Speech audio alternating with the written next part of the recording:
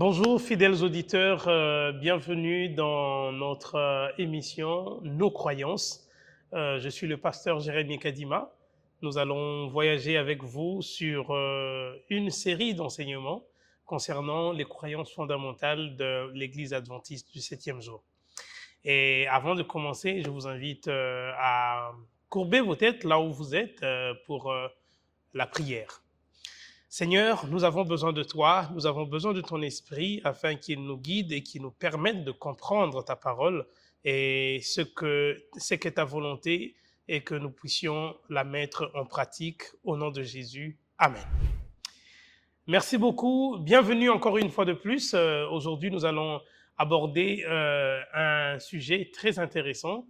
Et les restes de jours, nous allons développer encore toute une série de thèmes, des sujets qui nous permettront d'avoir une compréhension beaucoup plus claire de la pensée de Dieu révélée à travers sa parole. C'est comme ça qu'aujourd'hui, nous allons parler des Saintes Écritures, comme la toute première croyance pour notre série d'enseignements doctrinales que nous commençons maintenant.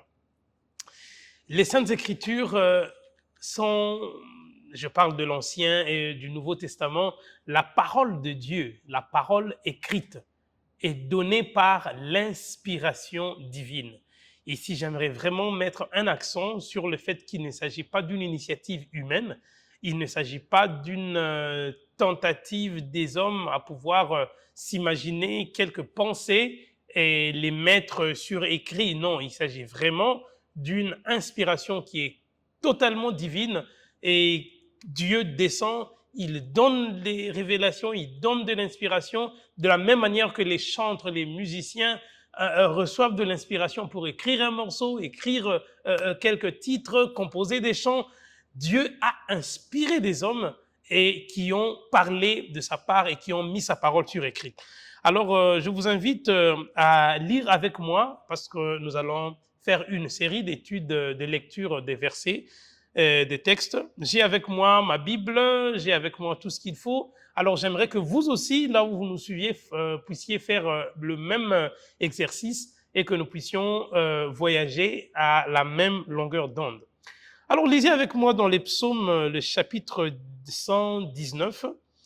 Les psaumes 119, nous allons lire à partir du verset 105 et nous allons développer le reste. La parole de Dieu nous dit clairement à partir du verset 105 que ta parole est une lampe à mes pieds et une lumière sur mon sentier. Le psalmiste met une emphase sur le fait que notre parcours sur terre ressemble à un chemin que nous sommes en train de parcourir. Et ce chemin doit être éclairé et ne peut être éclairé que par la parole de Dieu.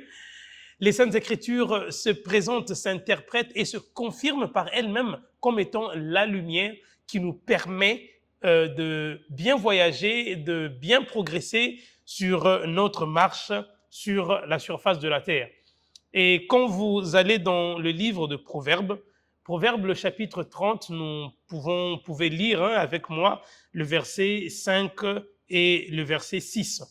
Là-bas, on nous donne encore beaucoup plus de précision en ce qui concerne l'essence même des Saintes Écritures, parce qu'on nous dit ici, toute parole de Dieu est éprouvée. Il est un bouclier pour ceux qui cherchent en lui un refuge. N'ajoute rien à ces paroles, de peur qu'ils ne te reprennent et que tu ne sois trouvé menteur. Et ça, c'est quelque chose de très important parce que au fur et à mesure que le temps avance, nous assistons à beaucoup plus de spectacles à la fois. Il y a des croyances qui naissent, qui n'ont pas de soubassement sur les Saintes Écritures. Et pourtant, il ne devrait pas y avoir une quelconque doctrine, peu importe sa véracité, peu importe sa profondeur ou peu importe sa beauté, qui ne trouve pas ses origines dans les Saintes Écritures. Parce que vous savez avec moi qu'une doctrine, ce sont des enseignements basés, des enseignements bibliques, basés sur les Saintes Écritures. Et ça, c'est quelque chose de très important. Donc, les auteurs inspirés ont parlé et écrit sous l'impulsion du Saint-Esprit. Et Dans cette parole, Dieu a confié à l'humanité la connaissance nécessaire pour le salut. Vous voyez, ce sont des termes très forts, des termes très efficaces, et lorsque nous les bafouons ou nous les foulons aux pieds, toute notre foi se dissout. La base et la fondation même de la foi, ici je parle des croyances chrétiennes, c'est la parole de Dieu et les Saintes Écritures, pour faire simple, la Bible. Et c'est quelque chose de très important sur lequel chacun de nous devait se focaliser avant d'embrasser quelques croyances, que ce soit dans ce sens-là. Alors je vous invite encore, nous allons lire cette fois-ci dans l'Ancien Testament toujours, avant de passer au Nouveau Testament, Ésaïe, le chapitre 8, le verset fin. Ésaïe nous met en garde et il nous donne un élément très intéressant en parlant de la parole de Dieu comme la loi et le témoignage même. Il dit à la loi et au témoignage, si l'on ne parle pas ainsi, il n'y aura point d'aurore pour le peuple. Il ne peut pas y avoir de lumière, il ne peut y avoir d'éclairage dans la vie d'un peuple, d'une nation, d'une congrégation, d'une assemblée, d'une croyance, d'une religion, si la lumière qui est présentée par le psalmiste comme la parole de Dieu n'entre pas en scène. Donc vous remarquez que tout ce que nous pouvons faire, tout ce que nous pouvons vivre, tout ce à quoi nous pouvons attacher notre foi doit trouver d'abord son fondement dans les Saintes Écritures, dans la parole de Dieu qui est une lumière. Et Jean vient donner un élément beaucoup plus intéressant. Lorsque vous lisez dans Jean le chapitre 17, le verset 17, le Christ est en train de parler, vous voyez ici, il confirme avec un accent beaucoup plus particulier quand il dit au verset 17 que « Sanctifie-les par ta vérité, ta parole est la vérité ». Le Christ est en train de présenter les Saintes Écritures sous un angle beaucoup plus sévère parce qu'il en parle comme étant la vérité. Pas une vérité, mais la vérité. Et cette déclaration se fait de façon absolue. La vérité, la parole de Dieu. Et c'est cette parole, ce sont ces Écritures qui nous sanctifient. Donc vous remarquez que nous pouvons dire tout ce que nous pouvons accomplir, réaliser et faire tout ce que nous pensons faire. Mais seule la parole de Dieu, seules les Saintes Écritures, seule la Bible possède ce qu'il faut afin que la sanctification puisse être une chose beaucoup plus évidente. Vous pouvez prier, vous pouvez prêcher, vous pouvez prophétiser, dire tout ce que vous pensez, mais c'est la parole de Dieu qui est la vérité et c'est cette vérité qui sanctifie. Et ça, c'est quelque chose de très important. Vous pouvez encore lire avec moi, toujours dans le Nouveau Testament, le livre, l'épître de Paul au premier des Thessaloniciens. On va en ce moment-là prendre le deuxième chapitre, le verset 13, parce qu'il y a encore des éléments très importants qui sont mentionnés là-bas et qui viennent confirmer réellement que la croyance basée sur les Saintes Écritures est quelque chose d'indéniable. Je disais, 1 Thessaloniciens, le chapitre 2, le verset 13, l'apôtre Paul mentionne en disant « C'est pourquoi nous rendons continuellement grâce à Dieu de ce qu'en recevant la parole de Dieu que nous vous avons fait entendre, vous l'avez reçue non comme la parole des hommes, mais ainsi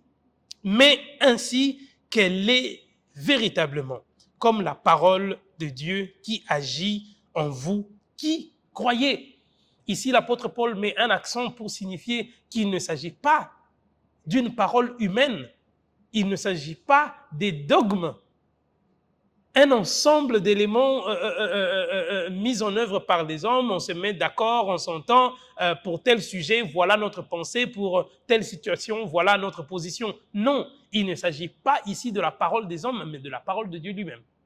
Et donc les Saintes Écritures constituent la révélation suprême et souveraine et surtout infaillible de la pensée de Dieu au sujet de l'humanité. Elles sont la norme du caractère, le critère de l'expérience et le révélateur irrévocable des doctrines et le récit de digne confiance des interventions de Dieu dans l'histoire des hommes.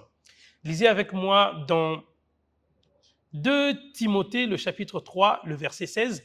Vous allez découvrir encore bien d'éléments à la fois là-bas qui renforcent, qui confirment et qui viennent nous donner des lumières au sujet de ce qui concerne la lumière de Dieu révélée à travers sa parole.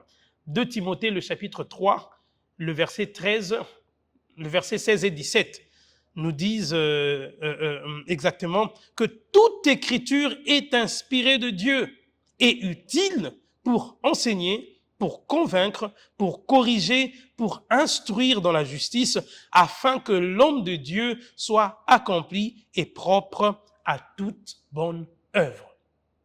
Les Saintes Écritures viennent confirmer le caractère même, l'essence même de la morale humaine, parce qu'elle est apte à instruire, à corriger, à redresser, à révéler la pensée de Dieu, à révéler la volonté de Dieu, afin que nous puissions être des hommes bien formés, bien établis, bien appelés à représenter Dieu sur terre, parce que nous sommes faits à son image et selon sa ressemblance.